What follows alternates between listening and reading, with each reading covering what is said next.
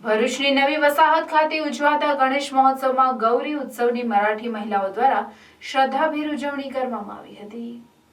છેલ્લા 24 વર્ષથી નવી વસાહત ખાતે કદમ શ્રીજી યુવક મહારાષ્ટ્ર મંડળ દ્વારા ગણેશ મહોત્સવની ઉજવણી કરવામાં આવે છે, જેમાં મહારાષ્ટ્રીયન મહિલાઓ દ્વારા પરંપરા મુજબ ખૂબ જ પ્રખ્યાત ગૌરી પૂજાની ઉજવણી કરવામાં આવી હતી।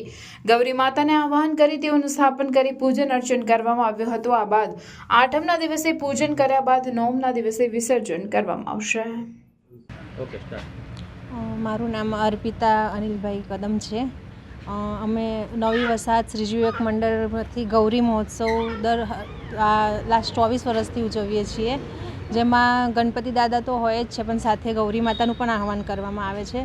ગૌરી માતાને અમે સાતમના દિવસે લાવીએ છીએ। આઠમના દિવસે અમે એની સુપડાથી પૂજન કરીએ છીએ, જેનાથી સુપડામાં ફ્રૂટ્સ ને બધું મૂકીને અમે એની પૂજા કરીએ છીએ અને ગૌરી માતાને ધરાવીએ છીએ।